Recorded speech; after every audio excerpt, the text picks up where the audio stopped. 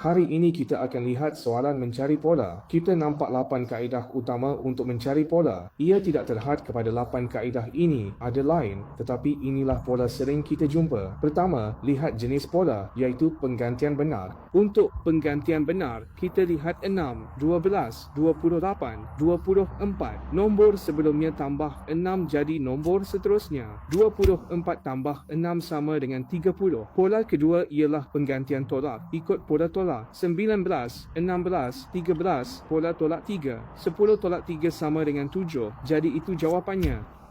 Pola ketiga, penjumlahan. Untuk penjumlahan terkumpul, kita lihat jumlah dua nombor sebelumnya menjadi nombor seterusnya. 4 tambah 7 ialah 11. 7 tambah 11 jadi 18. Jadi, skim jawapannya. Pola keempat ialah pola selang 1. Untuk pola selang 1, kita lihat berasingan 14, 16 tambah 2 jadi selang 1. Di sini juga tambah 2 jadi 18. 16. Kita lihat 5, selang 1 masih 5, selang 1 lagi pun masih 5, tidak berubah. Pola kelima ialah pasangan bertemu pasangan. Bagaimana nak lihat pola ini? Lihat secara berpasangan, satu pasangan demi satu. Contohnya, 1 tambah 2 sama dengan 3, ini satu pasangan. Kemudian, 7 tambah 2 sama dengan 9, ini satu lagi pasangan.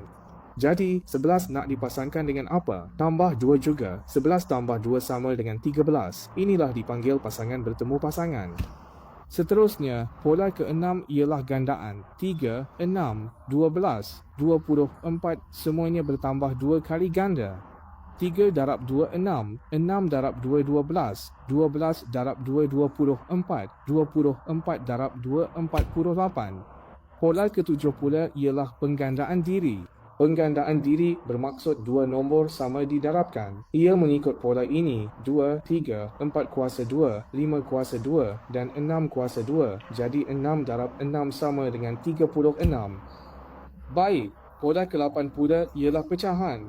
52 ialah 1 dan 36. Jadi jika kita lihat keempat nombor ini, kita tidak dapat mencari pola yang sepadan daripada 7 pola di atas. Guna kaedah pecahan. Untuk soalan jenis ini, jika tak jumpa pola, boleh guna kaedah pecahan. Macam mana nak pecahkan? Mari lihat cara kita melakukan pemisahan. Baik, 5 kita pecahkan jadi 4 tambah 1. 10 kita pecahkan jadi 9 tambah 1. 21 kita pecahkan jadi 20 tambah 1. Kami bahagikan 36 kepada 35 tambah 1. Secara logik, item seterusnya pun mesti dipecahkan kepada sesuatu tambah 1. Inilah polanya. Ada lagi tak pola lain? Kita teruskan lagi dengan pecahan. Tambah 1 adalah pola ini, kemudian lihat nombor besar iaitu 4. 4 kita pecahkan jadi 2 darab 2. 9 pula kita pecahkan jadi 3 darab 3. 20 kita pecahkan. 4 darab 5, 20. Kemudian 5 ini kita boleh pecahkan jadi 5 darab 7, 35.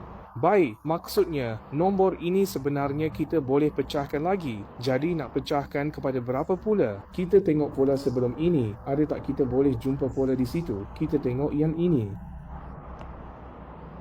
2, 2, 3, 4, 5. Ia ikut turutan, jadi bersambung. Jadi kita boleh cari pola pertama iaitu 6. Jadi 6 nak didarab dengan berapa? Sekarang kita tengok nombor kedua pula. HMM 2, 3, 5, 7. Ada tak pola di sini? Kalau kita perhatikan betul-betul nombor ini, kita akan dapati sebenarnya ia adalah nombor perdana. Ia adalah urutan nombor perdana. Jadi 2, 3, 5, 7. Selepas 7, nombor perdana seterusnya ialah nombor apa? Jadi jelas ia adalah 11 ia. Ingat, bukan 9. Sebab 9 bukan nombor perdana. Sebab 9 boleh dibahagi dengan 3. Jadi 9 bukan nombor perdana. Selepas 7, nombor perdana seterusnya ialah 11.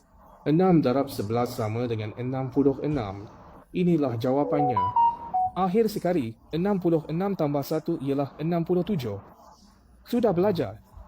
Jangan lupa beri Cikgu Suria like dan follow.